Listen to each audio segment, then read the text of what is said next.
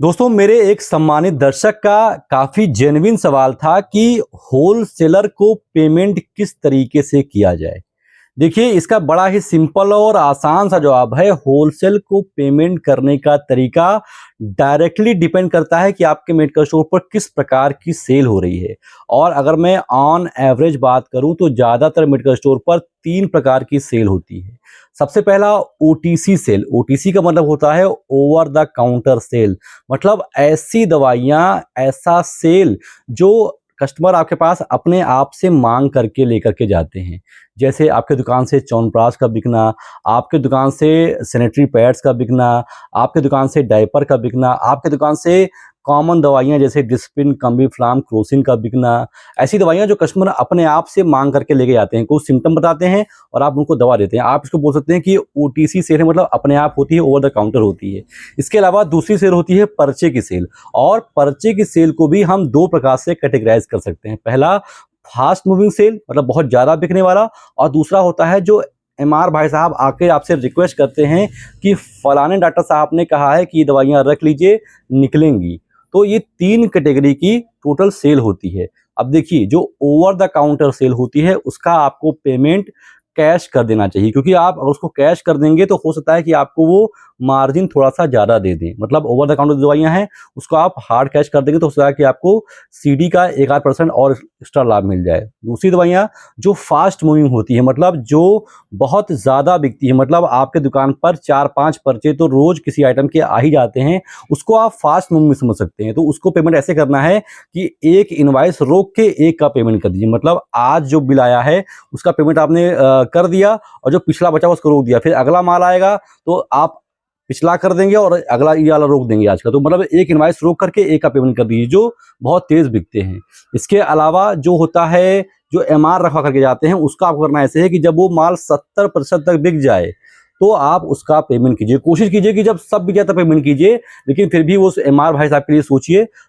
25% आप हेडेक अपने ऊपर ले लीजिए और 70% उनको दे दीजिए। मतलब जब उनकी दवाइयाँ जो एमआर साहब ने रखवाई हैं वो 70% बिक जाएँगी तो आप उसका 100% पेमेंट कर सकते हैं। तो इस तरीके से अगर आप पेमेंट करेंगे तो थोड़ा अच्छा रहेगा। दूसरी चीज़, कोई स्टॉकिस्ट है और आपके पास उसका ज़्यादा ड्यू है, मतलब मान के चलिए कि 10,000 से अधिक है, तो पहले वो जो 10,000 का लोड है आपको उसको कम करना चाहिए। मतलब अगर आप 4-5 स्टॉकिस्ट से काम कर रहे हैं तो किसी का भी ऐसा ओवरड्यू ना हो कि वो 50,000 55,000 पहुँच जाए। मतलब सबको 10,000 के अंदर रखिए, ऐसी आपकी प्राथमिकता होनी चाहिए। तो इस तरीके से अगर आप काम करेंगे तो आपके ऊपर बहुत ज़्यादा लोड भी नहीं पड़ेगा पेमेंट का, और आपका काम स्मूथली चलता रहेगा और कहीं से आपके ऊपर एक्स्ट्रा प्रेशर नहीं आएगा। ये कुछ ऐसी चीज़ें मेरे भाई, जब आप इस चेयर पर बैठते हैं तो ही आपको समझ में आती हैं।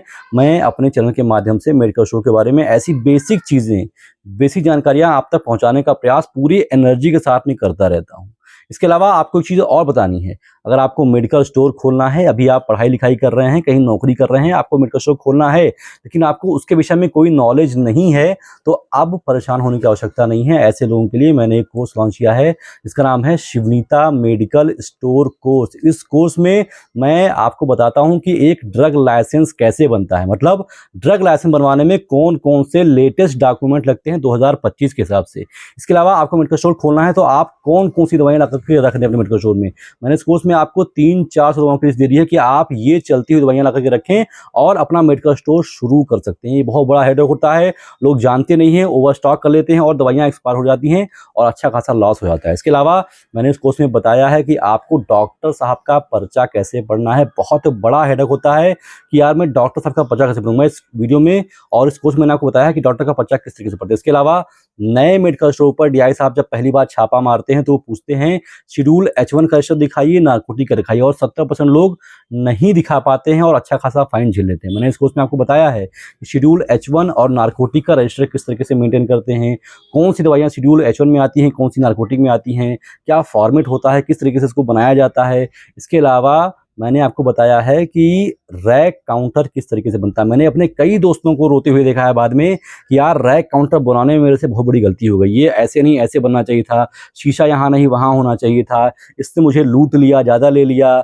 मैंने इस कोर्स में आपको बताया है कि भाई रैक काउंटर बनवाते वक्त भी वो कौन सी महीन से महीन चीज़ें हैं जिसका आपको ध्यान रखने की आवश्यकता है। मतलब इस कोर्स में अगर आप मेडिकल स्टोर खोलने वाले हैं तो मैंने वो सारी चीज़ें बता दी हैं जिसकी तलाश में आप गूगल पर जाओगे, यूट्यूब पर जाओगे, किसी मेडिकल स्टोर वाले से पूछोगे, कहीं से आपको एप्रोप्रिएट जानकारी मिल नहीं पाएगी और आप परेशान हो जाओगे। तो अब परेशान होने की आवश्यकता नहीं है, किसी से रिक्वेस्ट करने की आवश्यकता नहीं है, किसी से दादा भैया करने की आवश्यकता नहीं। करना सिर्फ इतना है कि आप प्ले स्टोर पर जाइए, वहाँ पर टाइप कीजिए शिवनीता, मेरे पीछे ये लोगो आपको दिख जाएगा, ये मेरे कोर्स का लोगो है, इसको डाउनलोड कीजिए, लॉगिन कीजिए, परचेज कीजिए और सिंगल क्लिक में अपने घर बैठे अपने ही फ़ोन में सारी जानकारियाँ आसान तरीके से एक प्लेटफॉर्म पे पा जाएंगे। यकीन मानिए ये कुछ ऐसी जानकारियाँ हैं जिसकी तलाश में आप किसी इंसान के ऊपर 1000-1200 रुपया खर्चा भी कर दोगे ना, तो भी वो आपको बताना नहीं चाहेगा। मैंने इस कोर्स का दाम मात्र 99 रुपये रखा है मेरे भाई। तो अगर आपको मेडिकल स्टोर खोलना है, ये गजब का कोर्स मैंने आपके लिए लॉन्च कर दिया, इसका आपको लाभ उठाना चाहिए। फिलहाल इस वीडियो में तो बस इतना ही। आशा करता हूँ कि वीडियो आपको अच्छी लगी है तो उसको सिर्फ लाइक कर दो ताकि मैं समझ पाऊँ कि मेरा जो मेहनत है, मेरी जो एनर्जी है वो आप तक पहुँच रही है और आपको इसका लाभ मिल रहा है। और अगर आप एक मेडिकल स्टोर के संचालक हैं या फिर मेडिकल स्टोर खोलने वाले हैं तो आपको ये चैनल सब्सक्राइब भी करना चाहिए, क्योंकि मेरे भाई ये भारत का एकमात्र चैनल है जो आपके धंधे के बारे में बात करता है, मेडिकल स्टोर के बारे में बात करता है। तो अगर आप मेडिकल स्टोर वाले हैं और आपको ऐसी वीडियोस पसंद हैं तो इस चैनल को सब्सक्राइब भी कर दीजिए भाई। फिलहाल अभी तक मेरे साथ इतने धैर्य से बने रहने के लिए, आपके कीमती समय के लिए आपका तहे दिल से बहुत बहुत शुक्रिया।